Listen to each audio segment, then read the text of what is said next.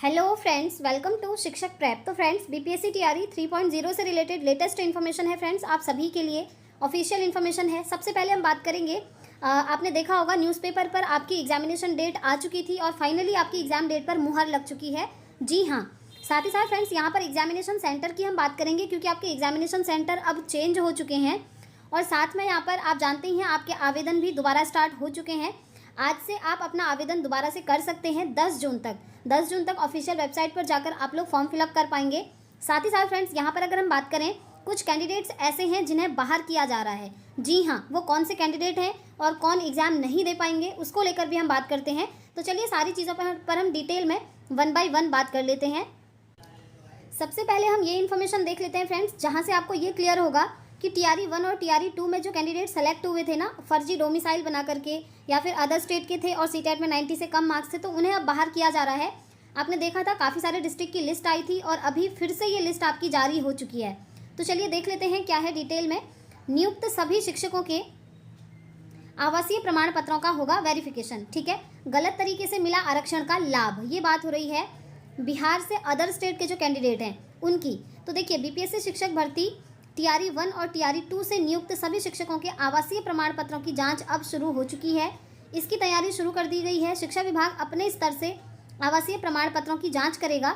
जांच में अगर आवासीय प्रमाण पत्र गलत पाया गया तो उन्हें निष्कासित कर दिया जाएगा। प्रमाण पत्र गलत पाना मतलब क्या हुआ? मतलब यही हुआ कि कुछ कैंडिडेट्स ने ना फर्जी अपना डोमिसाइल बना दिया था बिहार का।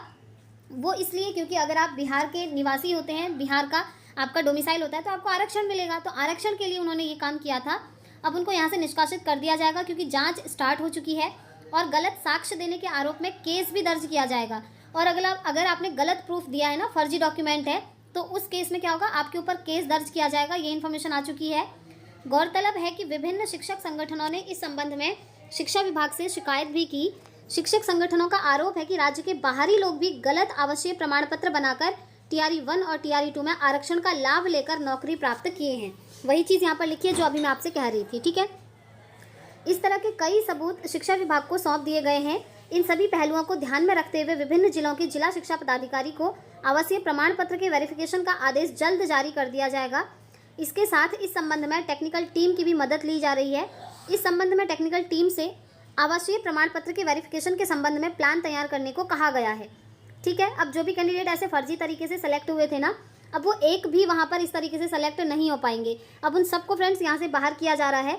इससे पहले भी राज्य के बाहर की महिला अभ्यर्थियों को आरक्षण का लाभ मिल गया है और इस संबंध में लगातार कार्रवाई विभिन्न जिलों में जारी है। कल मुजफ्फरपुर से भी एक लिस्ट आई है फ्रेंड्स, जहाँ पर अदर स्टेट की फीमेल 90 से कम मार्क्स पर सीटेट में वहाँ सेलेक्ट हो चुकी हैं टीआरई 1 और टीआरई 2 में। तो उन सभी को अब वहाँ से बाहर किया जा रहा है। शिक्षा विभाग ने सभी जिलों से इस संबंध में जानकारी मांगी है और गलत तरीके से आरक्षण का लाभ लेने वाले की नियुक्ति रद्द करने को कहा है। शिक्षक भर्ती परीक्षा में अन्य राज्य की महिलाओं और दिव्यांगों को आरक्षण का लाभ मिल गया है। आप जानते ही हैं जो अदर स्टेट के दिव्यांग हैं उनको भी यहाँ जनरल में काउंट किया जाना है। उनको भी कोई लाभ नहीं मिलने वाला था, फिर भी काफ़ी सारे कैंडिडेट अपना फर्जी डॉक्यूमेंट बना करके लाभ लिए हुए थे, जबकि राज्य के बाहरी लोगों को आरक्षण का लाभ नहीं देना था। इस मामले में कई शिकायतें सामने आई हैं। दूसरे राज्यों के शिक्षक अभ्यर्थियों को सीटेट में 90 अंक से कम रहने पर भी नौकरी मिल गई है। इसके साथ दूसरे राज्यों के दिव्यांग अभ्यर्थियों को आरक्षण का लाभ मिल चुका है। मामला पकड़ में आने पर सभी डीपीओ स्थापना को इस संबंध में जांच करने को कहा गया है। तो कहने का मतलब है टीआरई 1 और टीआरई 2 में जो भी कैंडिडेट्स फर्जी तरीके से यहाँ पर सेलेक्ट हुए थे या जिनके सीटेट में 90 से कम मार्क्स थे और वो अदर स्टेट के थे, तो अब उन सभी की जाँच हो रही है और उनको एक एक करके बाहर किया जा रहा है। दूसरी इन्फॉर्मेशन आप देख सकते हैं फ्रेंड्स, ये है टीआरई 3.0 के एग्जामिनेशन डेट को लेकर के। तीसरे चरण की शिक्षक बहाली परीक्षा 27 से संभव। ठीक है, 27 से लेकर 30 तारीख तक जून में आपका एग्जाम होना है, उसी को लेकर अपडेट है। और आपके जो एग्जामिनेशन सेंटर थे वो यहाँ पर बताए गए हैं। ये एग्जामिनेशन सेंटर फ्रेंड्स नए तरीके से बनाए गए हैं। आपका एक बार पेपर लीक हो गया था ना, तो उसके बाद ये एग्जामिनेशन सेंटर आपके चेंज हुए हैं। ठीक है, और नए तरीके से आपको देखने को मिल रहे हैं। एक बार इन्हीं की हम बात कर लेते हैं। परीक्षा केंद्र देखिए कहाँ कहाँ पर बनाए जाएंगे। ये डिस्ट्रिक्ट के नाम यहाँ पर दिए हैं: भोजपुर, बक्सर, रोहतास, नालंदा, गया, नवादा, जहानाबाद, औरंगाबाद, मुंगेर, लखीसराय, बेगूसराय, खगड़िया, बांका, भागलपुर, सहरसा, कटिहार, पूर्णिया, दरभंगा, समस्तीपुर, सीतामढ़ी, वैशाली, पूर्वी चंपारण, पश्चिमी चंपारण, सारण, सीवान और गोपालगंज। इन सभी डिस्ट्रिक्ट में आपके एग्जामिनेशन सेंटर बनने वाले हैं। ठीक है, अब देखिए तीसरे चरण की शिक्षक बहाली की परीक्षा 27 से संभव है। इस बाबत बिहार लोक सेवा आयोग ने शिक्षक बहाली के तीसरे चरण की परीक्षा की तारीख में बदलाव किया है। बदलाव किया है, मतलब पहले आपका एग्जाम 20 जून से होना था, अब वो चेंज होकर के 27 जून से हो रहा है, ये बदलाव हुआ है। ठीक है, देखिए जानकारी के अनुसार यह परीक्षा 27 से 30 जून के बीच एक पाली में निर्धारित की गई है, यानी कि एक ही शिफ्ट में आपका एग्जाम होगा। इससे संबंधित पत्र सभी जिलाधिकारियों को भेज दिया गया है और सभी जिलाधिकारियों से 6 जून तक आयोग ने परीक्षा के आयोजन के लिए सेंटर की स्थिति स्पष्ट करने के लिए कहा है। यानी कि इन सभी डिस्ट्रिक्ट के डीएम को पत्र भेज दिया गया है और इनको बोला गया है कि आप वहाँ चेक करके बताइए कि इन डिस्ट्रिक्ट में कहाँ कहाँ पर एग्जामिनेशन सेंटर बन सकते हैं। तो ये जो अपडेट आने वाला है सभी डिस्ट्रिक्ट के डीएम की तरफ से, वो आपका 6 जून को आएगा। तो 6 जून को कंफर्म हो जाएंगे आपके जो मेन एग्जामिनेशन सेंटर होंगे। ठीक है, इधर आयोग के परीक्षा नियंत्रक सत्य प्रकाश शर्मा ने बताया कि पहले पत्र भेजा गया था, हालांकि अब स्थिति बदल गई है। हाईकोर्ट के निर्देश के बाद अतिथि शिक्षकों को मौका देना होगा, इनके लिए फिर से आवेदन लिया जाएगा। आप जानते हैं अतिथि शिक्षकों को यहाँ मौका मिल चुका है। उनको अगर उन्होंने 1 साल पढ़ाया है तो 5 मार्क्स उन्हें एक्स्ट्रा मिलेंगे, और अगर 5 साल पढ़ाया है तो मैक्सिमम 25 मार्क्स का उनको वेटेज मिलने वाला है।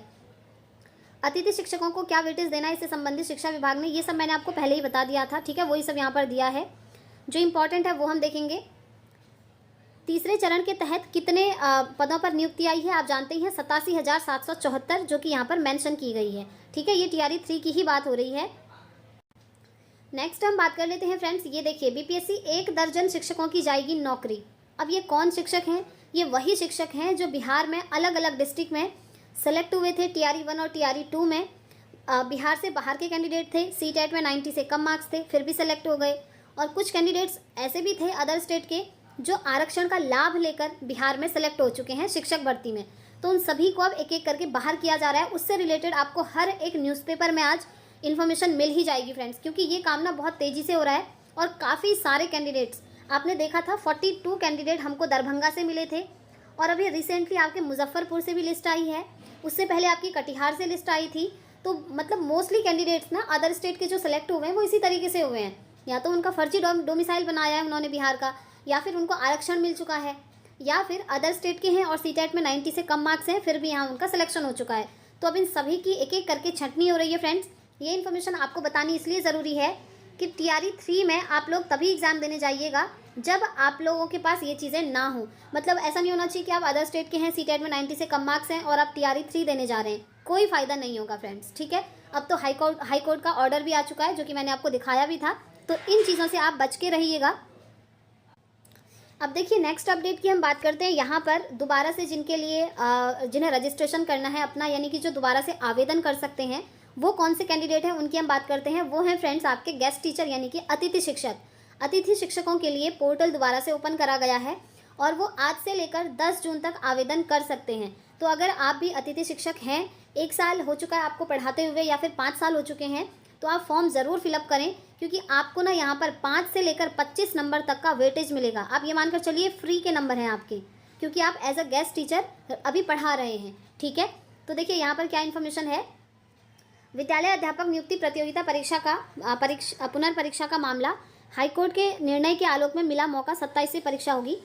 अब देखिए यहाँ पर शिक्षा विभाग एवं अनुसूचित जाति और जनजाति कल्याण विभाग के अंतर्गत विद्यालय अध्यापक नियुक्ति प्रतियोगिता पुनर्परीक्षा TRE 3 में अतिथि शिक्षक मंगलवार से 10 जून तक ऑनलाइन आवेदन कर सकते हैं। ठीक है, आगे देखिए, हाईकोर्ट के निर्देश के आलोक में एक बार फिर आवेदन के लिए पोर्टल बीपीएससी ने खोल दिया है, सिर्फ अतिथि शिक्षकों के लिए। ठीक है, आयोग के परीक्षा नियंत्रक सत्य प्रकाश शर्मा ने अधिसूचना जारी कर दी।